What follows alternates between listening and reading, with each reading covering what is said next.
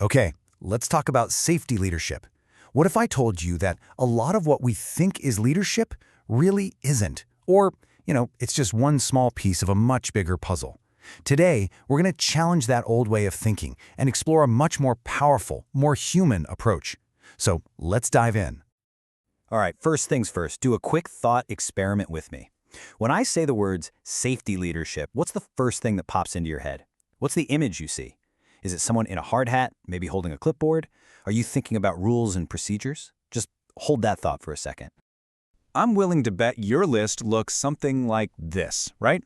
Risk assessments, site inspections, toolbox talks, the usual suspects. And look, don't get me wrong, all of this stuff is absolutely crucial. It's the bread and butter of safety management. A lot of it's even required by law. But here's the big question. Is doing this stuff, is that really leadership? And this is where we start to push back a little on the common wisdom. Because what if we've been calling these basic tasks leadership for so long that we've started to believe it? What if it's all just a bit of a myth? Professor Robert Long, who's the inspiration for this explainer, asks a really powerful question. He just says, since when did the basics become leadership?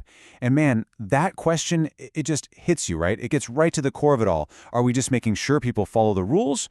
Or are we actually inspiring them to think and act differently? Because those are two very different things. So you can really think of it as two totally different mindsets. On one hand, you've got the common view, leadership is basically just policing, making sure everyone's doing the mandated stuff. But the author's argument is that no, true leadership goes way beyond that. It's not about being a safety cop, it's about being a visionary, a guide.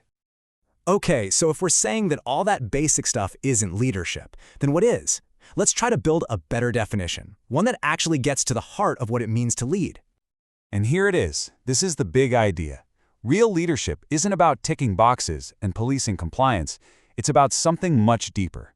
It's about influencing the safety culture, providing a clear vision, and getting people to see risk in a whole new way. It's not a paperwork exercise, it's a human one.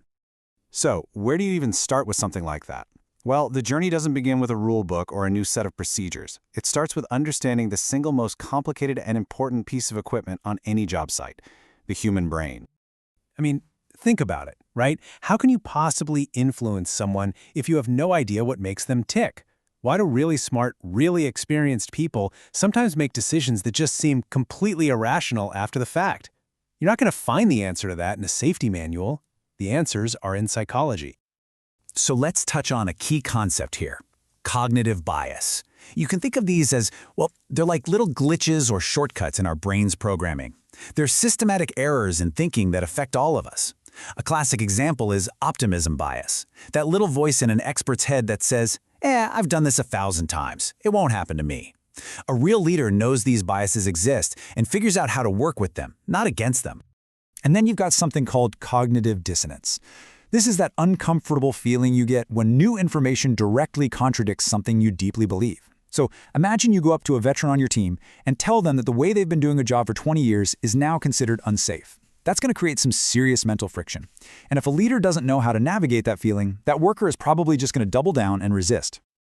All right, so understanding the individual mind. That's a huge first step. But people don't operate in a vacuum, right? So now we have to zoom out and look at the whole system, the culture, the group dynamics, the politics. It gets messy. Because a leader isn't just managing a collection of individuals. They have to navigate this incredibly complex social ecosystem. We're talking about group dynamics, the unwritten rules of how we do things around here, and yeah, even the social politics of the workplace. In fact, safety is often what's called a wicked problem. Now, that doesn't mean it's evil. It means it's so complex and tangled up with other issues that there's no single simple solution. Think about the classic tug-of-war between safety and productivity. You pull one lever over here, and you might accidentally cause a problem over there. It's a messy, tangled web with no easy answers. And then there's the whole world of social politics. This is all about how power and influence really work in an organization. And spoiler alert, it often has nothing to do with the titles on the org chart. A true leader understands this. They know who the real influencers are, and they know how to navigate those informal networks to make sure a good safety initiative actually succeeds instead of just dying a quiet death in committee. Okay, so we've kind of dismantled the old, simplistic model of safety leadership. We've talked about human psychology, culture, wicked problems. So what now? how do we actually put this into practice? What does this new vision for leaders look like? It really comes down to a fundamental shift in mindset, in 3 key steps. First, you've got to move from policing to influencing. Stop acting like a cop handing out tickets and start being a coach who helps people improve. Second, shift from focusing on systems to focusing on people. It's about humanizing risk, supporting people, not just managing a process on a spreadsheet. And finally, move from the basics to sophistication. You have to be willing to embrace the messy, complex world of psychology and culture if you want to be a truly effective leader. And that really leaves us with one final big question to think about. When you look at your own leadership style or the culture of your organization, is it really about humanizing risk, or is it still just about policing the basics? Because the answer to that question, well, it could change absolutely everything.